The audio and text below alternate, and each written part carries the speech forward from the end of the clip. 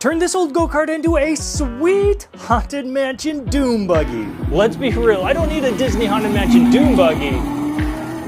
Or do I? Who would have thought that leaving it outside for 20 years would seize up the engine, the chain, the steering? Literally every moving part on this kart was rust welded together. Rust welding, it's a real thing. So let's tear it all down.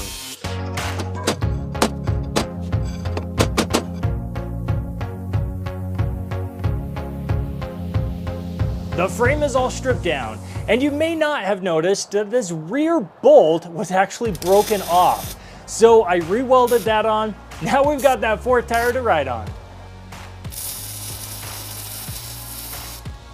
Now I've got this little 24-volt electric motor, and it just so happens that it's the exact same one that the channel President Shea put on their electric drift kart. We just burnt up the motor. Dude, whoa, the motor! Oh my gosh. Okay, looks like we're going with a different motor. So I went out to Electrico and ordered a 5,000 watt motor, and it doesn't look that much bigger, but this motor puts out more power than the Harbor Freight Predator 212. So to match that motor, I picked up a behemoth 76 volt 20 amp hour battery. This thing is gonna be awesome. But first we need to test this all out. It really is foolproof. Blue to blue, green to green, yellow to yellow.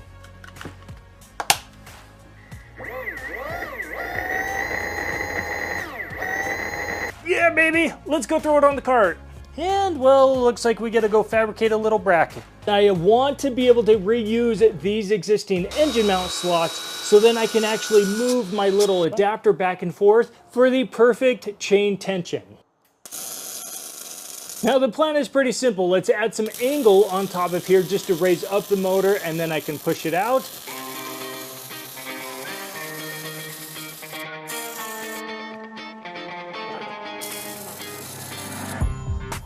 Now we can put the motor on the frame, and here's a little fabrication trick to match mark those bolts.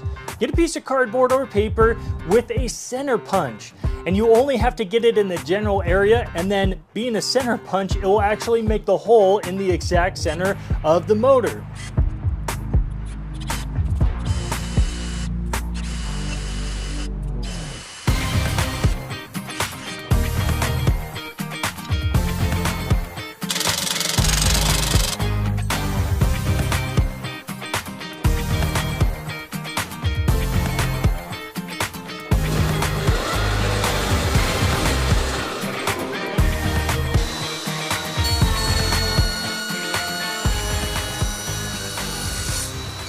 Not sponsored, but Evolution chop saws are freaking amazing. These things are an animal, and I love that saw.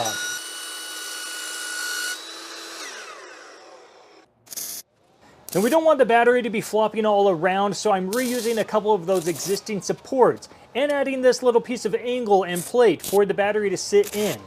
Here's a little important part. Make sure you hit the battery with as many sparks as possible. I'm an idiot.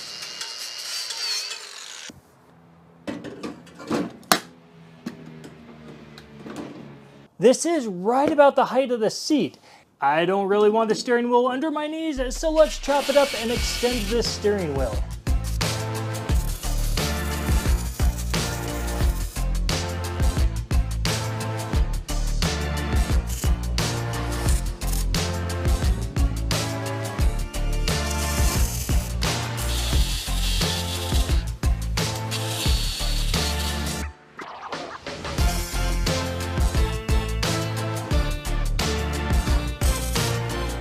But no going back now. So a little chop here, some grinding there, here attack, there attack, and voila.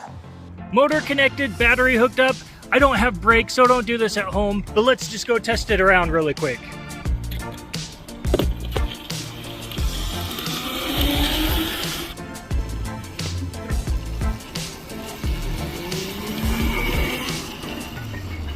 Up to this point, we've just got a cool electric go-kart. Now it's time to actually make it look like a dune buggy, and what better way than to get actual dimensions from the ride itself?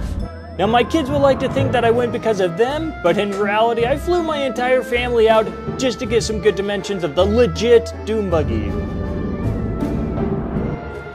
I started out the frame with some OSB and 2x4s. And of course, to optimize a 4x8 sheet, I made this cutout so then I could do both sides with one sheet. Sometimes I do think ahead. Or is it just that a broken clock is right 2 times a day?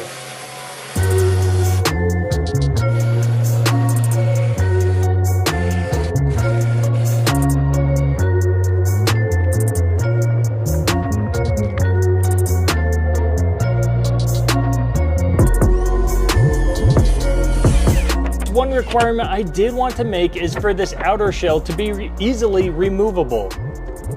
Done! The front was put together just like the back frame with some more OSB and 2x4s.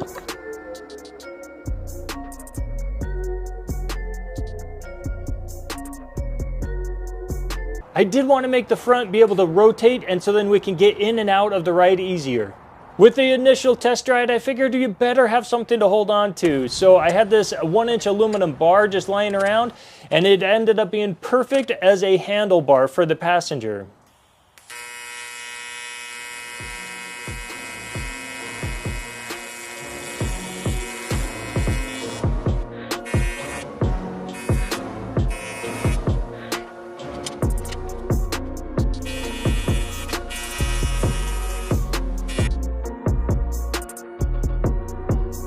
Now I did need to work out some of the drivetrain details, like hooking up the brake. I ended up just using the same rod that came with it. I did get a new brake band, which does work awesome. The throttle cable, I added this little bracket to the back where the cable switch can be hooked up to.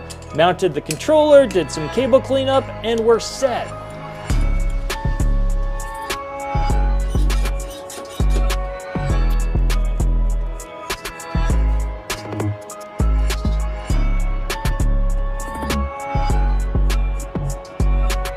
Now for the biggest transformation, this is marine grade vinyl, and I've used it a bunch for go-kart seats, and it works and looks amazing. And being marine grade, it's waterproof. Now I learned a ton, and here are some suggestions that I would do if I were to start over again.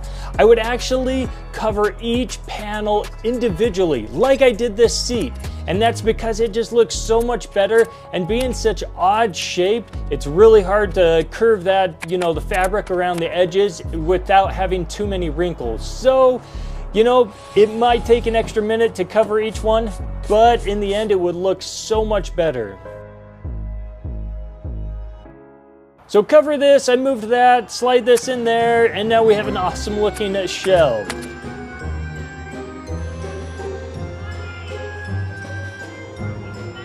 Adding some official signs, and we are complete. All right, let's scoot over and test this thing out.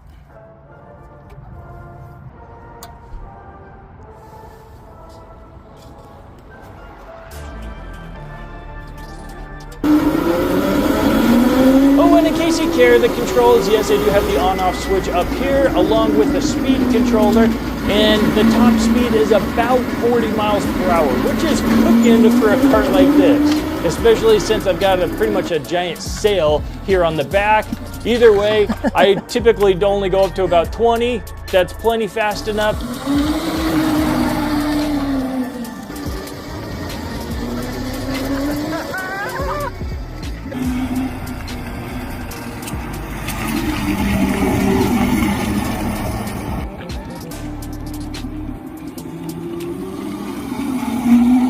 Until the next one, we'll see you next time.